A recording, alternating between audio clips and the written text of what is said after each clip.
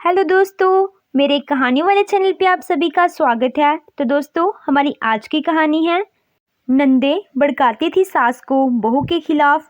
फिर सास के साथ हुआ कुछ ऐसा। रमा जी की तबीयत ठीक न रहती थी।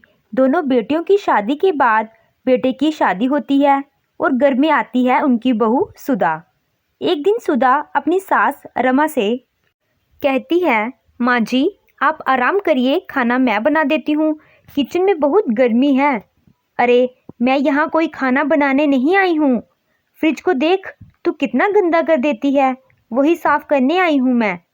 क्या करूँ माँ जी, वक्त ही नहीं मिलता ऊपर का काम करने का। वो बच्चा भी छोटा है तो जैसे तैसे खाना बना पाती हूँ। एक दिन रमा घर में काम करने का दिखावा करने लगती है और अचानक गिर जाती है। हाय रे, चक्कर आ गया, हाय रे मेरी कमर।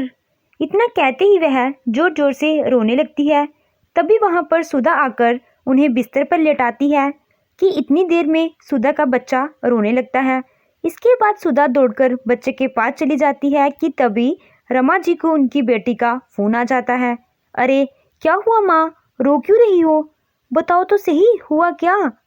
अरे क्या बताऊं बेटा, मैं गिर गई, बहुत चोट आई है। अरे माँ, तो भाभी कहाँ हैं, उन्हें नहीं पता आपको चोट लगी है। रुक, मैं ही फोन करती हूँ उन्हें। इतना कहते ही वह अपनी माँ का फोन काटकर अपनी भाभी सुधा को लगा देती है। जैसे ही सुधा फोन उठाती है, नमस्ते दीदी। ये क्या भाभी, बड़ा घर और अच्छा ससुराल मिल गया, लेकिन आपको यह भी नहीं पता कि माँ को चोट लगी है। जाइए अब उनके कमरे में उनका ख्याल रखिए। बड़ी आई नमस्ते दीदी। इतना कहते ही ननंद फोन रख देती है। ये क्या बदतमीजी से बात कर ही थी, मैं अभी तो माँ जी को लिटा कर आई हूँ, अब नहीं जाऊंगी देखने, चाहे जो मर्जी हो जाए। रमा बिस्तर पर लेटे लेटे ही सो जाती है कि दोपहर को बहू की आवाज़ आती है। माँ जी, ओ माँ जी, खाना लग गया है, आ जाओ, बार बार आवाज़ नहीं दूंगी। अरे चोट लगने के कारण मुझे नींद आ गई थी, लेकिन ये बहू तो मेरी केयर करने ही नहीं आई। मुन्नी को सुलाकर ही आना चाहिए था ना, और अभी भी बाहर से ही आवाज़ दे रही है, ये नहीं कि कमरे में आकर हालचाल पूछे। इसके बाद रमा बाहर आती है, खाना खाती है, लेकिन बहू फिर भी कुछ नहीं बोलती। अरे चोट लगी थी, झूठे मूठे ही सही, पर हालचाल ही पूछ लेती। अभी रमा बोल ही रही होती है कि इतने में सुधा की छोटी ननंद वहां आती है। माँ, माँ क्या हो गया, दीदी भी आ रही हैं, कैसे चोट लग गई आपको। चलो, बेटियां हैं, कम से कम लग तो रहा है कि कोई पूछने वाला है। हर किसी को इतनी अच्छी सास नहीं मिल जाती भाभी। मेरे ससुराल आकर देखो मेरी सास कैसी है। आई थी और देखा है मैंने, तुम्हारी सास तो तुम्हारी एक आंख से ही डरती है। वो बेचारी सारा का सारा खाना बनाती है और तुम्हारे बच्चे भी वही देखती है। मुंह ना खुलवाओ मेरा। ननंद हैरान होकर भाभी की तरफ देख ही रही होती है कि तभी सुधा फिर से शुरू हो जाती है। और हाँ, जब सासू माँ गिरी थी तब कोई नहीं था यहाँ। मैंने मैंने ही इन हाथों से इन्हें बेड पर लेटाया था। वो तो मुन्नी रोने लगी, इसीलिए 2 मिनट के लिए गई थी कमरे में। ये नहीं बताया होगा आपकी माँ ने। इतने में बड़ी ननद भी वहाँ पर आ जाती है। हाँ तो एहसान तो नहीं किया, बहू का फर्ज होता है। क्या माँ, एक भाई था और उसके लिए भी तुम पता नहीं कहाँ से ऐसी बीबी उठाकर ले आई हो। हाँ पर मैं कहाँ मना कर रही हूँ, पर आप लोगों का भी यह फर्ज बनता है कि आप लोग मुझसे बात करते, ये नहीं कि मेरे ऊपर भड़कर पड़ते। हाथ जोड़ती हूँ आपके, अगर मैं सासू माँ का ख्याल अच्छे से नहीं ना रख पा रही हूँ तो आप दोनों में से इन्हें कोई अपने घर ले जाए। सुधा के मुंह से ऐसी बात सुनते ही रमा जोर जोर से रोने लगती है और कहती है, हाँ हाँ ले जाओ मुझे यहाँ से। 2 रोटी खाने वाली बुढ़िया आज इनके लिए बोझ बन गई है। बेटे को पढ़ाया लिखाया, उसे इस काबिल बनाया, इसीलिए ना कि बहू आए और मुझे घर से बाहर निकाल दे।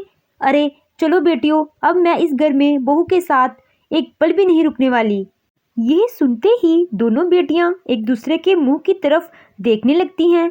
दीदी, माँ को आप ही ले जाओ। हाँ बेटा, तेरा घर ही चलती हूँ, वैसे भी तेरे घर की खुली छत में मन भी लग जाता है मेरा। हाँ वो तो ठीक।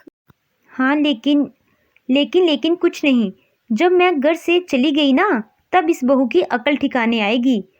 ऐसे ही मन मारकर बड़ी बेटी ले तो जाती है अपने घर, लेकिन घर में जाकर शाम को जैसे ही माँ टीवी देखने लगती है तो बेटी बोल पड़ती है, माँ रुक तो सही, अभी टीवी मत चलाओ, अभी मेरी सास पाठ कर रही है। थोड़ी देर के बाद जब माँ बेटी से खाना मांगती है, माँ रुकना, मेरी सास को खाने दे, फिर देती हूँ मैं तुझे। हाँ पर बेटा भूख बहुत जोर से लगी है, घर पर तो बहू इस समय गर्मा गर्म खाना दे देती थी। अरे माँ नाम ना ले उस बेवकूफ़ का इस वक्त, रुक अभी देती हूँ तुझे खाना। जैसे ही बेटी खाना लाकर रमा को देती है, अरे बेटा ये क्या है, इसमें ना सब्जी है और ना ही दाल में घी है। वह माँ सब्जी खत्म हो गई है और घी भी थोड़ा सा बचा है, इसीलिए आज ऐसे ही खा लो। बेटी की बात सुनकर रमा मन में ही सोचती है कि कैसे उसकी बहू थोड़ी सी भी चीज़ हो तो सबसे पहले उसे देती थी, पर यहाँ तो। फिर रमा वही रूखा सूखा खाकर अपनी प्लेट छोड़ने किचन में जाती है तो वहाँ पर देखती है कि सारा किचन फैला हुआ होता है। अरे बेटा ये किचन कितना गंदा है, तुम साफ नहीं करती क्या? साफ तो है माँ, पहले तो मेरा किचन इससे भी ज़्यादा गंदा रहता था। वो क्या है ना माँ, मैं खाना ही बना दूँ, मेरे लिए तो यह भी बहुत बड़ा काम है। अरे हमारे घर का किचन तो चमकता ही रहता है माँ, मेरे ही घर में रह रही हो और तारीफ बहू की। अरे नहीं नहीं बेटा, मैं तो बस। अच्छा मैं नहाने जा रही हूँ तो थोड़ा गर्म पानी कर देना। नहीं माँ, गीज़र तो ख़राब है और गैस भी ख़त्म होने वाली है। अरे बेटा पर घर पर तो बहू ठंडे पानी से नहाने ही नहीं देती है, इसीलिए मेरी आदत ख़राब हो गई है। पर फिर भी बेटी पानी गर्म करके नहीं देती, इसीलिए माँ ठंडे पानी से नहा लेती है। शाम को ठंडे पानी के साथ नहाने के कारण माँ की तबीयत खराब हो जाती है। अरे बहुत ठंड लग रही है, कोई मुझे कंबल दो। अरे ठंडे पानी के साथ नहाकर मेरी तो हालत ही खराब हो गई। माँ प्लीज़ ये सब मेरे घर में मत करो ना, सब क्या सोचेंगे। बेटी की बात सुनकर माँ को गुस्सा आ जाता है और वह अपनी बहू सुधा को फ़ोन लगाती है। अरे बहू मेरी तबीयत खराब है, पता नहीं क्या हो गया है। क्या हुआ माँ जी, आप फिक्र मत कीजिए, मैं आपको लेने आ रही हूँ, आप बस अपना सामान पैक कर लीजिए। इसके बाद सुधा अपनी सास को लेकर घर आती है, उन्हें चाय देती है, उनका सिर दबाती है। माँ जी मैं आपके कमरे का टीवी ऑन कर देती हूँ, आप आराम से चाय पीजिए और टीवी देखिए, मैं आपके लिए गर्मा गर्म खिचड़ी बनाती हूँ। बहू रुक तो, मुझे माफ़ कर दे, मैं जानती हूँ कि हर माँ एक बेटी से ही ज़्यादा प्यार करती है, लेकिन पास में बैठी बहू वो भी उस वक्त बेटी का ही रूप होती है। माँ अपनी बेटियों की जितनी मर्जी तारीफ कर ले पर सेवा तो उसकी बहू ही करती है। पता नहीं हम सास ये क्यों भूल जाती हैं। माँ जी आप माफ़ी मत मांगिए, छोटी मोटी नोकझोंक तो हर घर में चलती ही रहती है। तो दोस्तों आपको यह कहानी कैसी लगी? कहानी अच्छी लगी हो तो वीडियो को लाइक कीजिएगा, और अगर आप मेरे चैनल पे नए हो और अभी तक आपने मेरे चैनल को सब्सक्राइब नहीं किया है तो प्लीज़ सब्सक्राइब कीजिएगा।